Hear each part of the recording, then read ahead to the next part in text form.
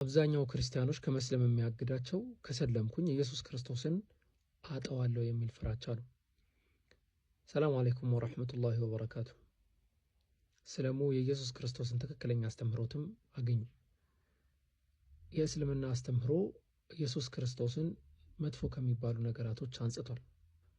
አይሁዶች ማርያም በዝሙት ነው የወለደችው ብለው መሲሁን ሲፈርጁ፣ እስልምና ግን ነው አይሁዶች ኢየሱስ ክርስቶስ ላይ ዋሽተውበታል፣ በድንግልና በአምላክ ፍቃድ የተወለደ ነው ብሎ ይናገራል። እንዲሁም ክርስቲያኖች ኢየሱስ ክርስቶስ የተረገመ ነው ይላሉ።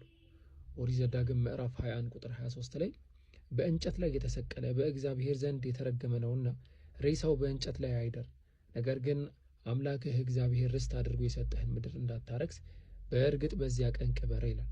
ስለዚህ በእንጨት ላይ የተሰቀለ አካል የተረገመ ነው።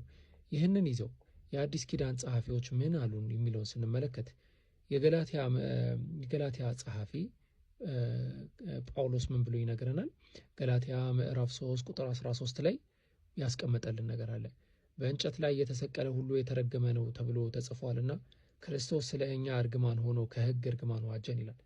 ስማን ክርስቶስ ስለኛ እርግማን ሆነ እያለ ይናገራል። እስልምና በእርግጥ እንደዚህ አይነት አስተምሮቶችን ለማረም ነው የመጣው።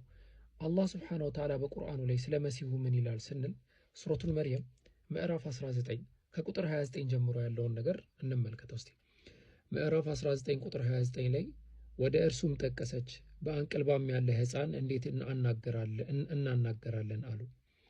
ሕፃኑም አለ እኔ የአላህ ባሪያ ነኝ፣ መጽሐፍንም ሰጥቶኛል፣ ነብይም አድርጎኛል፣ በየትም ስፍራ ብሆን ብሩክ አድርጎኛል፣ በሕይወትም እስካለው ሰላትን በመስገድ ዘካንም በመስጠት አዞኛል፣ ለእናቴም ታዛዥ አድርጎኛል፣ ትዕቢተኛ እምቢተኛም አላደረገኝም። ሰላምም በእኔ ላይ ነው፣ በተወለድሁበት ቀን በምሞትበትም ቀን ሕያው ሆኜ በምቀሰቀስበትም ቀን።